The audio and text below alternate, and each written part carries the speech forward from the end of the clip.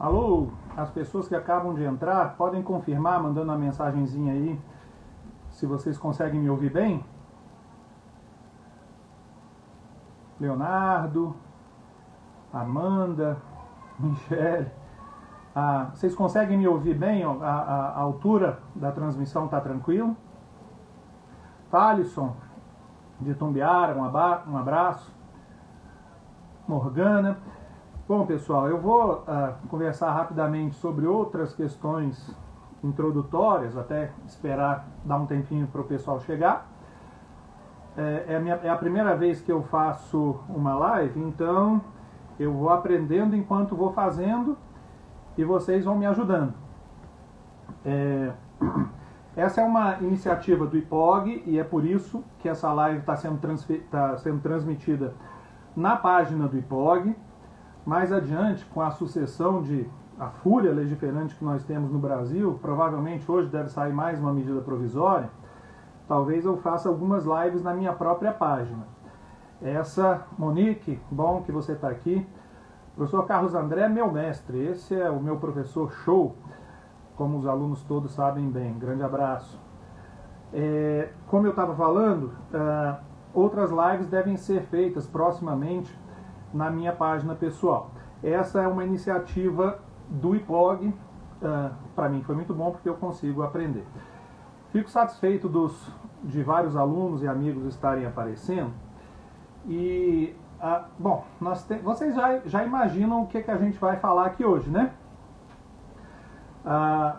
Uma série de problemas decorrentes da pandemia do coronavírus e seus efeitos no âmbito trabalhista.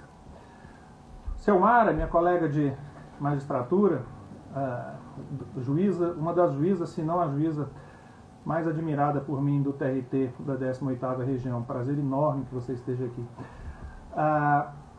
Então, pessoal, eu não sei, como eu acabei de dizer, tenho uma absoluta inexperiência com lives, ainda são só 2 minutos de transmissão. Eu fui orientado a esperar cerca de 5 minutos, então vou deixar que a gente chegue aos 5 minutos para entrar no assunto diretamente. Se vocês tiverem perguntas, inclusive, obviamente, vocês podem mandar. À medida que eu for conseguindo ler aqui o que aparecer para mim, eu tento responder. Mas é óbvio que num primeiro momento dessa nossa abordagem, nós vamos tratar daqueles problemas que a imensa maioria, se não a totalidade das empresas está enfrentando, né?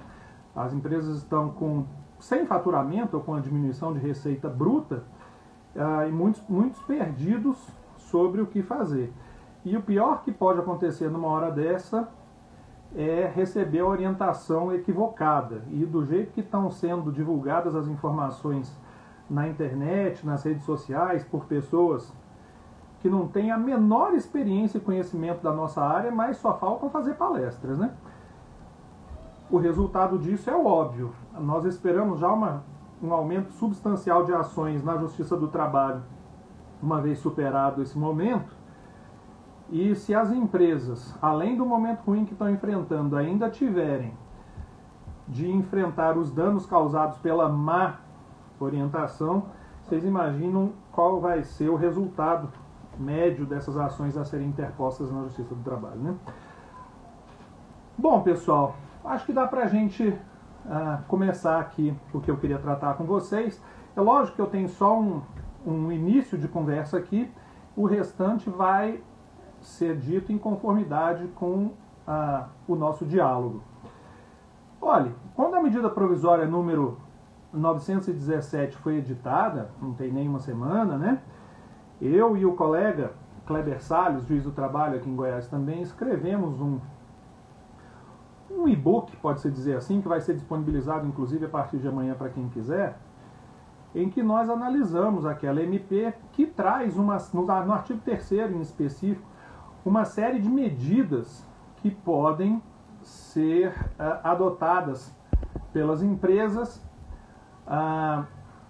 no intuito de minimizar os efeitos que a pandemia e a diminuição ou restrição absoluta da atividade econômica produziram. No entanto, a maior parte das pessoas, e eu imagino que a maior parte dos amigos que estão aqui observando, a dúvida primeiríssima que surgiu foi quanto à possibilidade de redução dos salários dos empregados. Talvez vocês se recordem que a medida provisória possuía um artigo, número 18. Esse artigo durou 24 horas, é um negócio assim extraordinário, né? Durou 24 horas porque ele previa justamente isso, a redução do salário do empregado por certo período de tempo. Eu tenho alguns amigos, que eu não vou mencionar nomes, mas alguns amigos empresários que ficaram um bocado chateados, disseram, poxa, mas a medida mais importante para nós não vingou, né? Caiu um dia depois. O próprio presidente da República, 24 horas depois da edição da medida provisória 927, editou uma outra, a 928, para invalidar, né, revogar aquele dispositivo que permitia a redução do salário do empregado. Eu sei, eu não estou tão iludido, acho que vocês também não, a gente sabe que isso deve ter sido feito por conta de pressões de ordem política. Mas, juridicamente falando, foi a melhor medida a ser tomada porque o artigo, na minha visão ao menos, era flagrantemente inconstitucional. Eu compreendo a situação de empresários que estão passando por uma dificuldade tão grande para pagar salários e honrar direitos trabalhistas dos seus empregados numa hora dessa de diminuição súbita e imensa, intensa das suas receitas, do seu faturamento, mas a lei tem que ser respeitada. E existem outras saídas, né, a própria MP indica, que podem servir para diminuir essas dificuldades. Agora, a pura e simples redução salarial nem é que não seja possível, mas não na forma como constava da MP, porque isso só é cabível desde a Constituição de 88, mediante negociação coletiva. Isso é de uma clareza solar para quem lê o texto constitucional, artigo 7º, se eu não estiver enganado, inciso 6º, que trata do princípio da irredutibilidade salarial, mas não de forma absoluta. Permite que em situações excepcionais, como que a gente está vivendo, sejam diminuídos os salários. Por um tempo curto, normalmente, até a superação desse período de dificuldade, mas sempre, nos termos da Carta, por negociação coletiva. Nós vivemos num país em que a maior parte dos empresários, com ou sem razão para isso, tem uma certa resistência à negociação coletiva. Obviamente, em contextos normais, não é muito fácil negociar com os sindicatos, porque negociar significa fazer concessões recíprocas, né? E muitas vezes os empresários, por exemplo, são muito resistentes a isso. No contexto atual, no entanto, a negociação coletiva é a melhor maneira de superar essas dificuldades brutais ora enfrentadas. E a gente tem visto, sinceramente, muitos sindicatos de trabalhadores abertos à negociação porque sabem, estão cientes do momento que a gente está vivendo, e a recusa à negociação pode resultar pura e simplesmente na dispensa dos empregados. Até do ponto de vista da sobrevivência interna do sindicato, isso é uma situação indesejável, porque se o empregado perde aquele emprego, ele deixa, provisoriamente que seja, de pertencer à categoria do sindicato, fica, por via reflexa, enfraquecido. Mas voltando, então é preciso que haja negociação coletiva para redução salarial. O artigo 18 lá da MP 927 tratava basicamente disso, era uma redução abrupta, né? Ao pé da letra poderia haver a supressão salarial, a redução completa, né? Sem negociação coletiva. E aí realmente eu acho que existe uma impossibilidade considerado o texto constitucional. No entanto, um outro questionamento que se costuma fazer com alguma frequência, nos últimos dias isso foi feito, é o de que é a possibilidade de negociar a diminuição da jornada e proporcional redução do salário. Meu amigo Gilvandro, prazer grande que você esteja aqui, saudades de você, meu colega de magistratura e de vara do trabalho lá em Itumbiara. Então, seguindo, Marina, bom que você está aqui, querida, tudo bom? Então, seguindo, a possibilidade de redução da duração da jornada paralela à redução do salário já é algo um pouco mais questionável. Se a gente for considerar que isso significa pura e simplesmente redução salarial, então seria necessária a negociação coletiva do mesmo modo que eu falei agora há pouco. Shirlane, a live vai ser salva na página do IPOG, tá?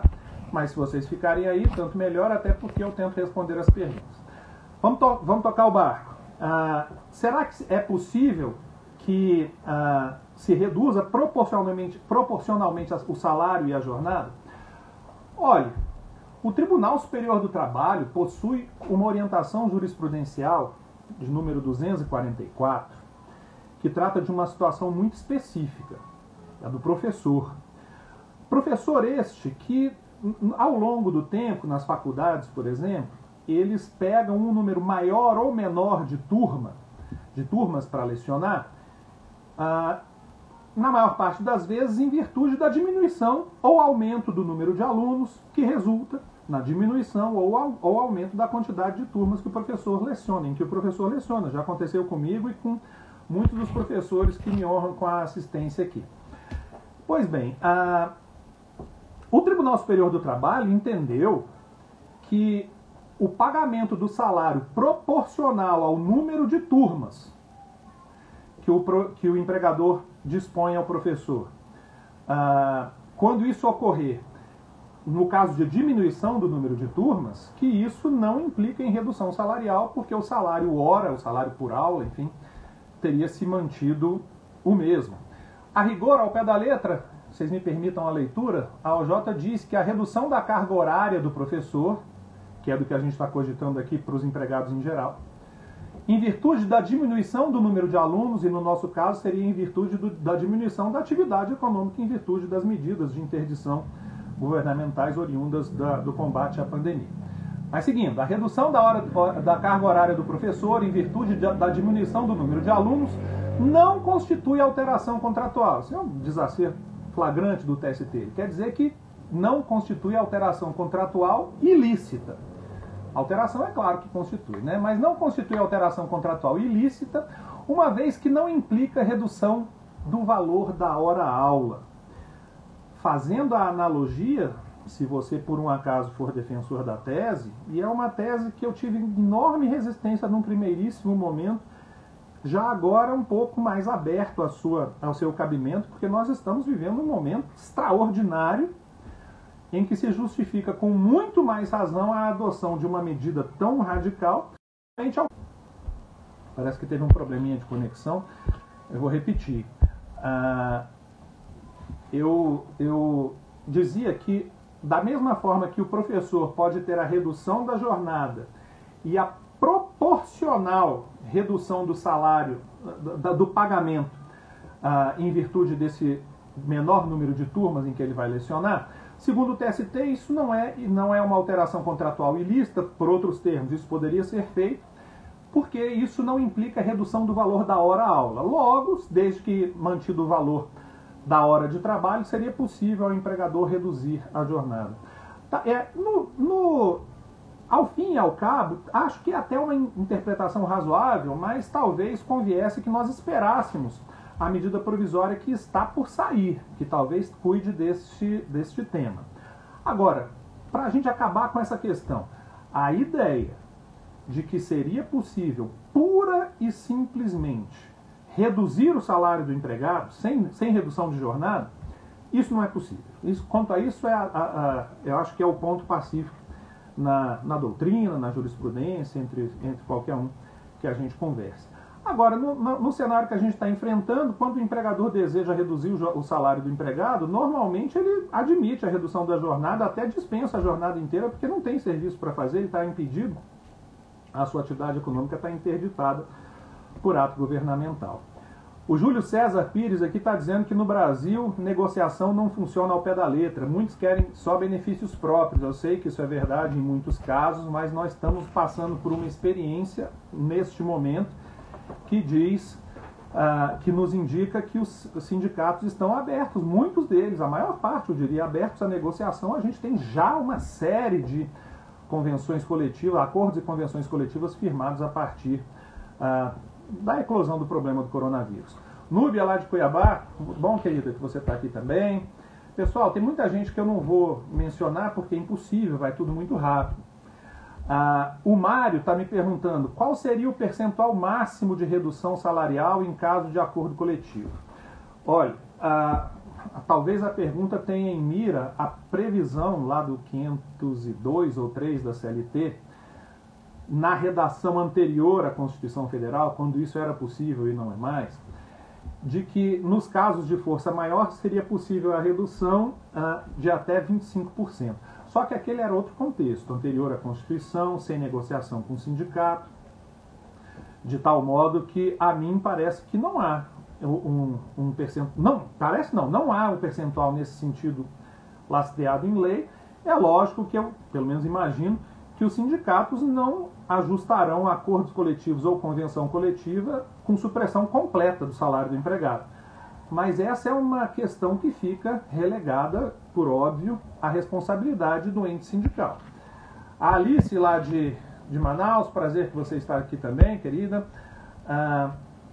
Deixa eu ver se tem mais perguntas aqui. Monique, a nossa consultora, aliás, até vocês me permitam um parênteses, então. Monique, que é consultora do IPLOG, ela está cuidando do curso que eu coordeno, que é o curso de Direito do Trabalho, Processo do Trabalho e Compliance Trabalhista, em que várias questões, inclusive essas que a gente está tratando aqui, são mencionadas. Se alguém tiver interesse, é o caso só de entrar em contato com a Monique. Vamos lá. Bruna Bolsonaro. Deixa eu ver se isso aqui é uma pergunta. Parece que a conexão não está das melhores, né? Alô? Aí. Parece que a conexão de vez em quando cai, né? Se tiver ruim, me avise aqui, por favor. Tá aqui. O Anderson está perguntando. Professor, sobre o benefício que o governo está analisando ou analisou para o salário das empresas do Simples serem pagas pelo próprio governo? Sumiu aqui. Serem pagos pelo próprio... Sabe de algo? Não, Anderson. Essa medida provisória possivelmente saia hoje ainda. Então não dá para saber a respeito disso. HG Próteses. O governo está preocupado só com a diminuição da arrecadação e o aumento da taxa de desemprego. Nós, empresários, vamos continuar com as despesas e adiar os tributos. Temos que demitir para reduzir custos. Bom, eu não sei quais são os termos da medida provisória que está por sair. É claro que a carga é muito pesada em cima dos empresários e dos empregados também, por óbvio. A depender das medidas que o governo tomar, será necessário, se Deus quiser, né, que as dispensas se deem de forma menos intensa. A gente vai ter que esperar mesmo, não dá para dizer o que vai acontecer. Elaine, a empresa pode mandar o funcionário embora? Olha, em princípio pode, desde que pague todos os direitos rescisórios previstos em lei. Recentemente, quando uma determinada empresa dispensou uma coletividade enorme de empregados, uma decisão judicial determinou o reenquadramento, a readmissão de todos eles, a reintegração de todos eles, dado o momento que está sendo vivenciado. Eu, particularmente, não concordo com isso. O direito potestativo de dispensa existe, o empregador pode fazer a dispensa, mas tem que pagar todas as verbas trabalhistas rescisórias, como é óbvio, né? Professor, em caso de paralisação total temporária das atividades da empresa, como ficam os salários dos empregados? Isso é uma ótima pergunta. Depende. Se a empresa paralisa com a intenção de retomar as suas atividades adiante, pode estar dando férias para os empregados, pode se utilizar do regime de compensação de jornada, banco de horas, pode dar as folgas para exigir trabalho em feriados mais adiante. Tudo isso está previsto na medida provisória 927. Agora, é preciso ver o que vai ser objeto da medida provisória que está chegando aí. Diminuir salário, conforme o Volner Isler está me perguntando, para manutenção do vínculo poderemos reduzir a jornada e salário na ordem de 25% a 50%, assegurado o salário mínimo. Fere a Constituição Federal? Volner, eu vou responder de duas formas. Se isso for feito com negociação coletiva, não tem dúvida nenhuma de que pode ser feito. Sem negociação coletiva, existe dúvida. Eu não sei o que virá na medida provisória, deve sair hoje, a respeito disso. Como eu disse agora há pouco, num primeiro momento eu achava que isso era impossível.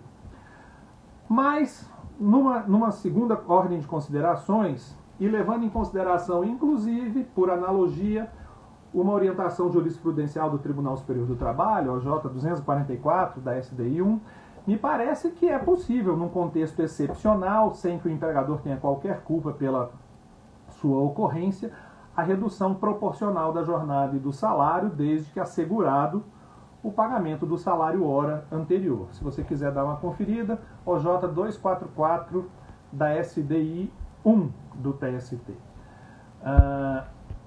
O Leonardo Nascimento... Bom, algumas pessoas estão mencionando que os comentários atrapalham a conexão. Então eu vou tirar os comentários, mas eu já vi que tem três perguntas aqui sobre a questão do fato do príncipe, então eu vou comentar sobre isso.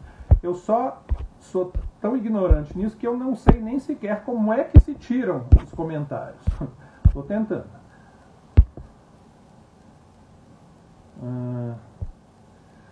Bom, se alguém souber e quiser me mandar uma mensagem sobre como eu tiro esses comentários aqui, eu agradeço, porque eu não sei como é que faz isso. Mas vou falar sobre o fato do príncipe. Olhe,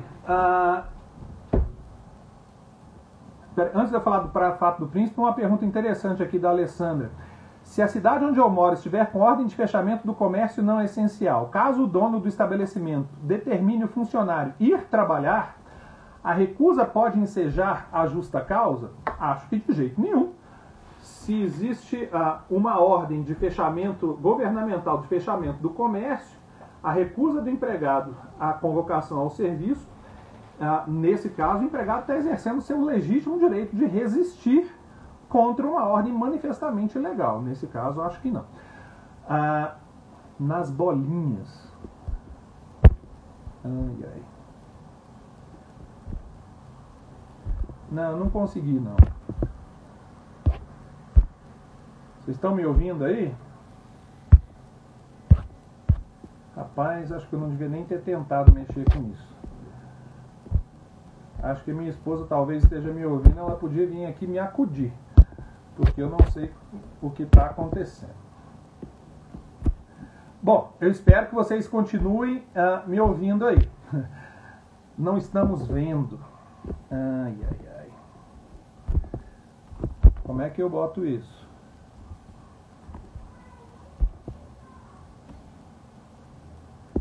Gente,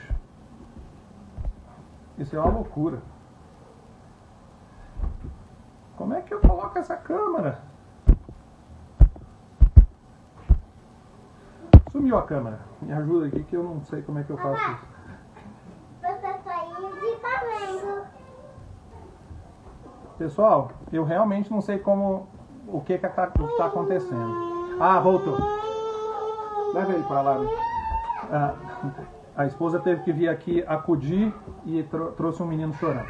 Pessoal, muita gente perguntando sobre o fato do príncipe. Vamos lá, isso aí talvez seja um dos temas mais importantes de todos que eu tenho para falar com vocês hoje.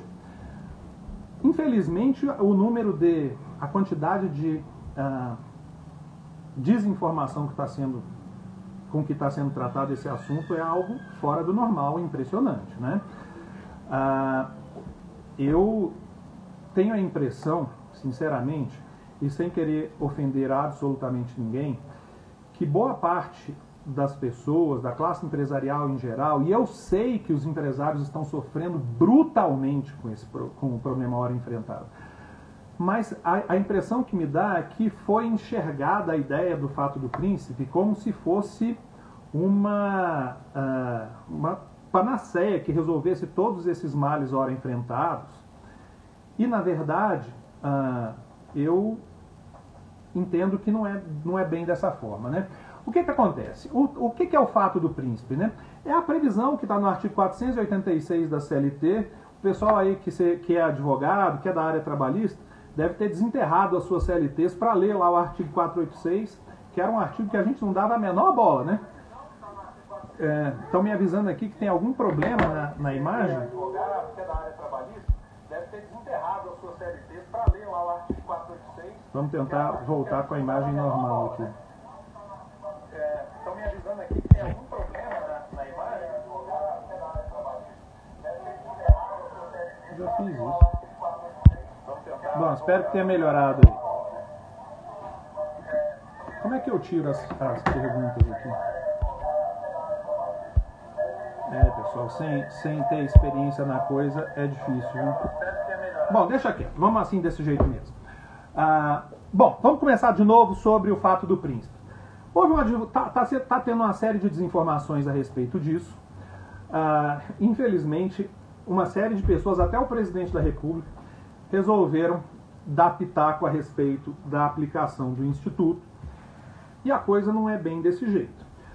O que diz o artigo 486 da CLT é que, em decorrência de certos atos oriundos do poder público, é possível que uma certa indenização, que a gente já vai ver qual é, seja transferida ao ente público, uma certa indenização trabalhista seja transferida ao ente público por aquelas empresas, atenção, que paralisarem as suas atividades. Ao pé da letra, no caso de paralisação temporária ou definitiva do trabalho, motivada por ato de autoridade municipal, estadual ou federal, prevalecerá o pagamento da indenização a cargo do governo responsável. Então vamos lá. Eu espero que a maior parte das empresas consiga, com todas as dificuldades óbvias, sobreviver a esse momento difícil. E se isso ocorrer, para essas empresas não haverá nenhuma possibilidade sequer de invocar o Instituto do fato do príncipe, porque, como a lei é claríssima, isso só se dá no caso de paralisação do serviço. Esse é o primeiro ponto. E como a gente sempre espera que a maior parte das empresas supere essas dificuldades, então, para a maior parte das empresas, essa regra não vai se aplicar. Em segundo lugar, a regra diz que, quando isso acontecer, o ente governamental responsável pelo transtorno causado pela interdição da atividade pagará a indenização ao empregado. É assim que está escrito lá, pagará a indenização ao empregado. Que indenização é essa? Olha, se eu não estiver enganado, esse artigo foi escrito em 1951, salvo engano. De todo modo, foi bem antes da Constituição de 88. Essa indenização, àquela altura, era a indenização devida no regime da estabilidade decenal, que então vigorava. O sujeito trabalhava 1 ano na empresa, 2, 3, quando atingia 10 anos, tinha estabilidade no emprego. Se ele fosse dispensado antes disso, o empregador pagava uma indenização, essa indenização, por ocasião da extinção do contrato, no valor equivalente a 1 salário por ano de trabalho do empregado. Grosso modo era isso. Com a Constituição de 88, o regime da estabilidade decenal acabou, de tal modo que essa indenização foi substituída pela multa de 40% incidente sobre os depósitos do FGTS. De tal sorte que é esta, na minha visão ao menos, a parcela que cabe ao poder público na hipótese de ser reconhecido o fato do príncipe e, por consequência, ser transferido ao poder público a responsabilidade do pagamento. Não de todas as parcelas, não dos salários do empregado, não de verbas rescisórias em geral, 13º, férias proporcionais, não. Apenas a multa sobre os depósitos do FGTS. Qual é o valor dessa multa? Normalmente, quando o empresário dispensa um empregado sem justa causa, paga-se uma multa de 40%, como vocês sabem. Eu acho que é o artigo 18 da Lei 8.036, a lei do FGTS. Nesse caso particular, mas nessa parte existe alguma divergência, a mim parece que essa multa vai ser de 20% e explico. O artigo 18, parágrafo 2º, inclusive, da Lei 8.036, da Lei do FGTS, diz que no caso da extinção do contrato de trabalho por motivo de força maior, a multa é reduzida à metade. Na mesma linha do artigo 502 ou 503, posso até conferir aqui, da CLT, que diz exatamente a mesma coisa, que no caso de força maior vai ser devida aquela indenização pela metade. O artigo 502, inciso 2º da CLT. Em resumo, a mim parece que paga-se, o empregador paga, o Estado pagaria, no caso de reconhecimento do fato do príncipe, apenas a multa, que na minha visão é de 20%. Alguns colegas entendem que é 40% mesmo. Agora vocês, advogados, empresários que estão no dia a dia da vida empresarial, talvez concordem, eu imagino que concordem com o seguinte raciocínio, que foi o que eu fiz e escrevi num artigo. Se a empresa reclamada numa ação trabalhista alega o fato do príncipe e, por consequência, traz ao processo o Estado, o ente público, a União, Estado ou município, muita coisa pode acontecer aí. É possível que o fato do príncipe seja reconhecido e essa multa do FGTS seja paga, seja arcada pelo ente público. Todas as outras demais parcelas trabalhistas e rescisórias a encargo do empregador, de todo modo. É uma parcela diminuta de todas as verbas trabalhistas que ficará a encargo do ente público. De todo modo, esse ente público virá o processo e não dá para saber com absoluta certeza se o juiz acolherá ou não esse pedido de reconhecimento do fato do príncipe. Se o juiz não acolher, a gente vai entrar nisso daqui a pouco, se o juiz não acolher, existe o risco desse empregador ter mais custos do que ele esperava, porque possivelmente terá de pagar honorários advocatícios ao procurador do Estado ou do município, ou então a Advocacia da União, por conta de se tornar sucumbente. Pensemos juntos aqui. Esse pedido para que, de fato do príncipe, processualmente falando, na CLT fala-se em chamamento à autoria, nomeação à autoria, enfim, uma espécie de intervenção de terceiro que não existe mais no atual CPC. De todo modo, é uma intervenção de terceiro sui generis, me parece. Muita gente fala em denunciação da lide, mas se você ler o artigo 125 do Código de Processo Civil, você perceberá que nenhuma das hipóteses de denunciação da lide cabe no caso, porque aquela que mais se aproxima fala da responsabilidade solidária do litisdenunciado, mas não é o caso. Se por acaso for reconhecido o fato do príncipe, o ente estatal é obrigado a fazer o pagamento, é encarregado, responsável do pagamento, sem nenhum direito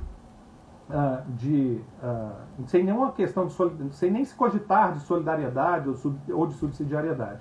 O empregador não é devedor de nada nesse caso. O Estado fará o pagamento diretamente. Então, quando o empregador, em preliminar de defesa na ação trabalhista, alega o fato do príncipe, o Estado é chamado ao processo, nos termos da lei tem 30 dias para se manifestar, e duas coisas podem acontecer. O Estado ser reconhecido ou não o fato do príncipe. Sendo reconhecido, o Estado faz o pagamento daquela multa do FGTS. Não sendo reconhecido, o empregador é quem pagará a multa do FGTS e os honorários ao procurador do Estado, por exemplo, porque, afinal de contas, se no caso da litisdenunciação são devidos esses honorários, nesse caso que a gente está analisando, também. Eu fico na dúvida, com toda a franqueza, se vale a pena, na prática, que o empregador, em juízo, levante essa questão do fato do príncipe. E eu tenho uma dúvida que se robustece, porque eu, particularmente, não enxergo de forma alguma que exista fato do príncipe nessa hipótese que a gente está cogitando. Por muitos motivos. Vou tentar resumir aqui. Porque não se trata de um ato discricionário do governo, de qualquer das esferas de governo, a tomada daquelas medidas de contenção do alastramento da pandemia. Foi isso que resultou na interdição de atividades. Tanto não me parece que seja um ato discricionário, um ato espontâneo do governo, era um poder, dever de todas as instâncias de governo fazê-lo. Nós, na Justiça do Trabalho, tomamos essa providência de isolamento, num primeiro momento de alguns servidores, depois de todos, antes mesmo de sair o próprio decreto legislativo, número 6, salvo engano, que reconheceu o estado de calamidade pública. Então, eu acho que era um dever do Estado, não é algo que estivesse ao alvedrio do administrador, uma medida ao alvedrio do administrador. Acho que não dá para, particularmente, acho que não dá para se falar em ato fato do príncipe quando a medida estatal tem por objetivo zelar por um valor maior, mais elevado, a saúde pública. Em segundo lugar, me parece que o fato do príncipe ocorre quando em específico um ou alguns dos cidadãos sofrem um dano maior do que o ordinário, sofrem um dano não compartilhado pelo restante da sociedade e então devem ser indenizados. O caso clássico o município resolve abrir uma avenida e desapropria uma série de imóveis, sendo que em um deles certo empregador exercia atividade econômica.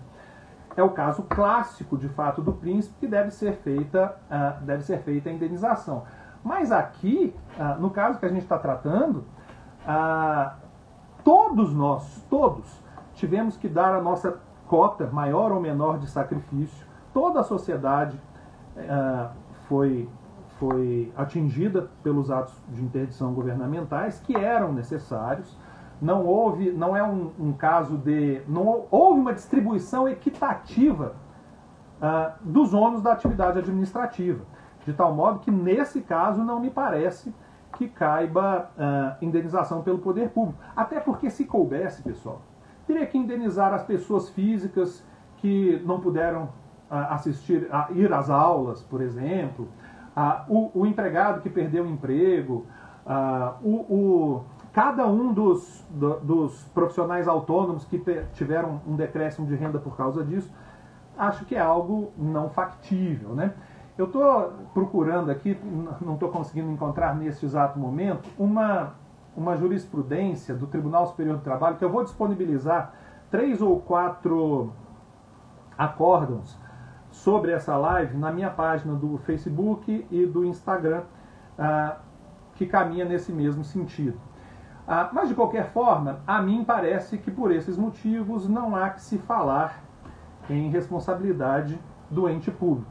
Muita gente tem trazido às discussões o artigo 37, parágrafo 6º da Constituição Federal, quando cuida da responsabilidade objetiva do Estado por atos cometidos por seus agentes. Olha, a responsabilidade do Estado, de fato, é objetiva, mas não é integral. É possível ao Estado demonstrar ele, a seu encargo, a ausência de culpa. Nesse caso, uma das excludentes é força maior. Força maior, caso fortuito. E a força maior é evidente nesse caso. Então, a mim parece que não é hipótese de fato do príncipe. E se esta posição, lastreada em alguns julgados que eu insisto, encaminharei a todos vocês, disponibilizarei a todos vocês, se essa disposição, se esse entendimento prevalecer, então aí é que de fato não compensa de modo nenhum, na prática, ao empregador demandado em juízo, o risco de arguir o fato do príncipe. Mas se isso for feito, o empregado ajuizou a ação trabalhista, cobrou verbas rescisórias, a empresa paralisou suas atividades, arguiu o fato do príncipe e o juiz diz que de fato existe o fato do príncipe.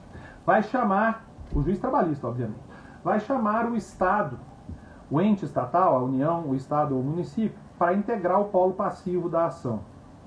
Olha, eu escrevi há 2 dias atrás, na correria, naquele primeiríssimo momento, seguindo a letra do artigo 503 da CLT, que uma vez declarado pelo juiz do trabalho o fato do príncipe, ele deveria encaminhar os autos à justiça comum, estadual ou federal, conforme o caso. É assim que está dito na lei. Mas, melhor ponderando, o artigo 114 da Constituição Federal, que alargou muito a competência da Justiça do Trabalho, e parece que essa ação vai correr integralmente na Justiça do Trabalho mesmo. Foi um equívoco que eu admito a esta altura, mas, olhe, os manuais tradicionais de direito processual do trabalho, Manuel Antônio Teixeira Filho, Wagner Gílio, ainda trazem essa disposição, acolhem essa ideia de mandar os autos para a Justiça Comum. Mas isso traria uma série de dificuldades, né? Custos, pouca efetividade da prestação jurisdicional, pouca celeridade. Além do mais, o artigo 114 permite que a gente tenha todo esse procedimento na própria Justiça do Trabalho. Então, o juiz do trabalho vai determinar a integração ao polo passivo do ente público, que vai se manifestar, e aí uma de duas coisas acontecerá, como a gente já viu antes, ou se reconhecerá mesmo, ao fim e ao cabo, a responsabilidade do Estado pelo pagamento da multa do FGTS, caso em que para o empregador ficou até menos mal, né? Ou então não se reconhecerá, e o empregador paga a multa do FGTS mais os honorários. Máxima franqueza, ante a baixa probabilidade de reconhecimento do fato do príncipe, eu, particularmente no atual contexto, sinceramente não alegaria. Shirlane me perguntando, os dias não trabalhados em março pode ser descontado no salário de abril? Caso a empresa não queira descontar esses dias em feriado ou férias, se não quiser descontar esses dias em feriado, eu não entendi a segunda parte da pergunta, mas acho que não pode descontar não, porque a não ser que essas faltas tivessem sido anteriores à declaração do estado de calamidade, né? Mas do contrário não, porque as faltas são justificadas. É bom ver a nova geração interessada em direito do trabalho e inclusive com um bom gosto. Vou só mostrar para vocês rapidamente do que é que eu estou querendo dizer. Geração interessada em direito do trabalho e com bom gosto. Vai lá, meu filho. Vai lá para frente. Chama ele, leva ele. Seguindo aqui, vamos ver as perguntas.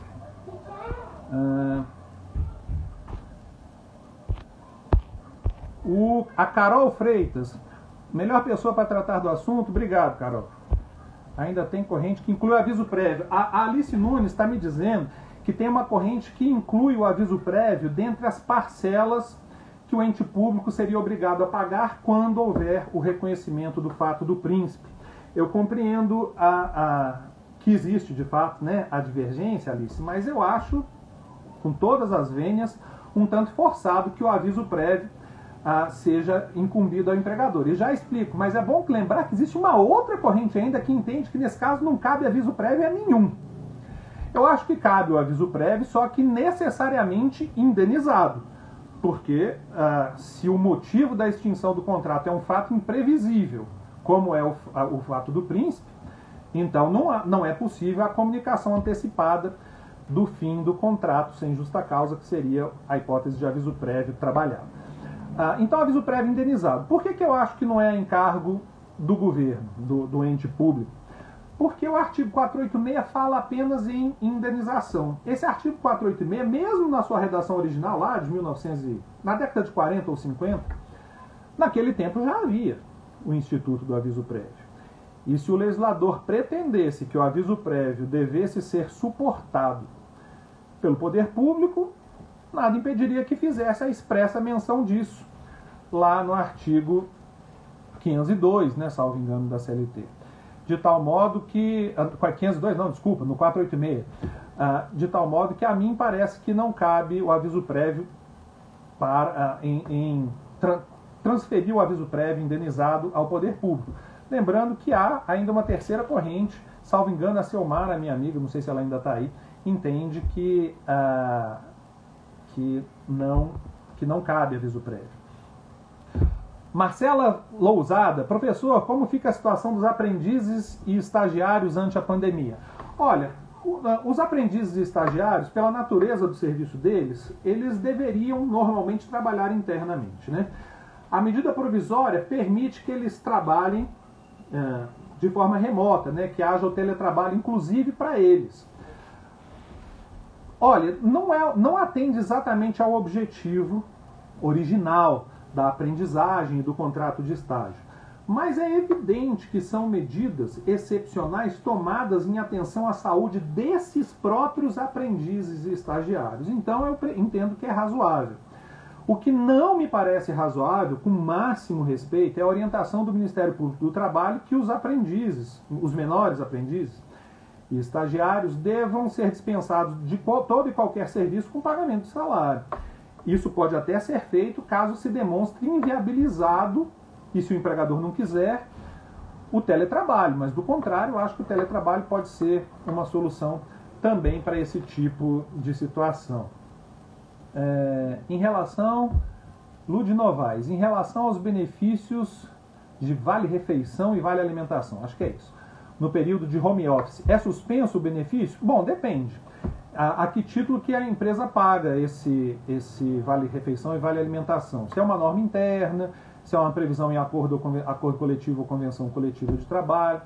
Desde que haja o home office, eu acho que continua sendo devido o vale-refeição e vale-alimentação. A comida que a gente compra e come em casa custa da mesma forma que aquela que nós compramos e nos usufruímos quando o trabalho é presencial. É preciso ver, no entanto, aonde que está lastreada a concessão desses benefícios. Deixa eu ver. Outras perguntas, nós estamos acabando o nosso tempo aqui, infelizmente. Mas vou tentar responder mais algumas aqui. A exposição sobre o fato do príncipe, ao que parece, o entendimento da maioria dos magistrados é no sentido de que os atos governamentais que impuseram o isolamento social não configuram o fato do príncipe. Olha, isso é uma percepção difícil de dizer, mas aparentemente, pelo que a gente conversa, né, entre os colegas, me parece que realmente é majoritário. É muito difícil, com máxima franqueza agora, caminhando para o fim, só usando de bom senso e não de conhecimento jurídico, que a gente possa admitir que um ente público que atue na preservação e na proteção, na segurança da saúde, proteção à saúde e à vida de todos os cidadãos, da minha vida, da minha saúde e da sua, que ao fazer isso, o poder público seja obrigado a indenizar. Isso poderia nos levar a algumas situações até interessantes, né? Paradoxais. Disse, e parece que é o caso, que essa pandemia teve origem na China. Vocês já imaginaram o governo brasileiro ter que indenizar uma empresa chinesa estabelecida no Brasil por conta da ideia, eventualmente, que vingasse do fato do príncipe? Eu acho um pouco forçado, sinceramente. Mas não dá para dizer, eu não posso afirmar que a maior parte dos juízes tem esse entendimento. Sara Menezes, professor, tem 16 dias que contratei um novo funcionário. Ixi, isso é que é sorte, hein, Sara? Já posso conceder férias de 15 dias? Pode. A medida provisória permite a antecipação de férias futuras. Tem riscos também, né, Sara? Porque, em tese, se esse seu empregado que não trabalhou nem um mês, se você já desse, por exemplo, um mês de férias agora para ele teria que trabalhar 2 anos para adquirir mais um período de férias, porque o primeiro ano que ele trabalhar, ele já tirou férias. E você sempre corre o risco de, no meio do caminho, não precisar do serviço dele, dispensá-lo sem justa causa. Por exemplo, você deu as férias inteiras para ele agora. 3, 4, 5 meses depois você o dispensa, a mim parece que, como isso foi uma opção sua, que você não vai poder fazer o desconto, a dedução do valor respectivo no acerto rescisório. Mas sim, é possível antecipar período de férias de empregados, quaisquer empregados. Vamos ver. A Selmara está confirmando aqui que ela diverge no ponto e acha que, não, salvo engano, é porque ela não, acha que não cabe aviso prévio no caso de reconhecimento do fato do príncipe. A Alice Nunes, lá de Manaus, ainda pergunta: empresa que quer cortar pela metade o vale-alimentação para os empregados em home office, qual a sua opinião? Já dei opinião, acho que não. É preciso verificar qual é o motivo, qual é o lastreamento, onde que está a previsão, a fonte normativa para a concessão do vale-alimentação. Mas para que serve o vale-alimentação, de qualquer forma? Para o empregado se alimentar durante a prestação de serviços. Se ele está trabalhando em casa, está trabalhando, precisa se alimentar. Eu tenho quase certeza que a pergunta se baseia no fato de que talvez, comendo em casa, os custos talvez fossem menores. Não é meu caso, por exemplo, que eu não sei cozinhar só sei cozinhar ovo, então mesmo trabalhando em casa eu tenho que me valer de serviços de entrega, então não é bem verdadeiro, a presunção não é sempre verdadeira, né? Silvana está dizendo aqui que está difícil a conexão, agradeço de todo modo pelo interesse.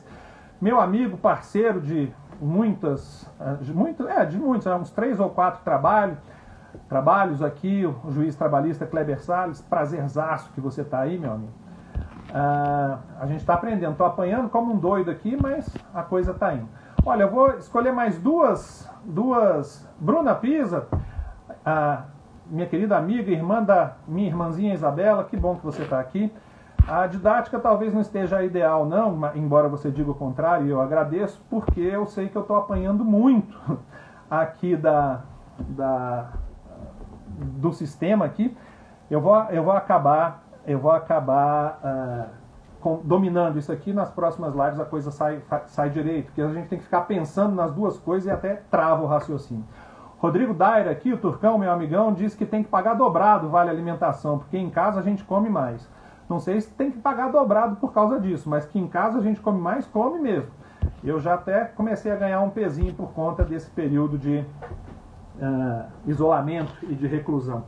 Pessoal, olha, o nosso tempo está acabando. Depois que, uma vez finda aqui essa conversa nossa, eu vou publicar nas minhas páginas no Facebook, no Instagram, que é Rodrigo Dias da Fonseca, é o meu nome lá no Instagram, ou no Facebook, que é só Rodrigo Dias, uns 4 julgados do TST e um trecho de um livro do ministro Gilmar Mendes, que eu acho que vão ao encontro do que eu aqui defendi brevemente nessa nossa conversa, que é o fato de que a situação que nós estamos enfrentando agora não configura o fato do príncipe. É claro que eu não sou dono da verdade, pode ser que você tenha uma opinião diversa dessa, mas é o que me parece, e talvez essa jurisprudência ajude a quem quiser a argumentar nesse sentido. Encerrando, a Marcela está me perguntando se a MP 927 se aplica aos estagiários e aprendizes. Eu acabei de dizer que sim, no sentido de que eles estão autorizados a fazer o teletrabalho, e se isso não for possível, ou se o empregador não tiver interesse, empregador no caso do aprendiz, né, o tomador de serviço no caso do estagiário não tiver interesse, aí paga o salário independentemente da prestação de serviços. Meus caros, era isso nesse primeiro momento. Eu sei que aqui de vez em quando deu uns probleminhas de conexão, de utilização desse instrumental aqui que eu não domino muito bem. Isso até atrapalha um pouco até a fluência do que a gente tem a falar, mas eu vou aprendendo aí com o tempo. E repito pela última vez, convido vocês todos a dar uma olhadinha daqui a 15, 20 minutos na minha página pessoal, no Facebook e no Instagram, em que eu vou tratar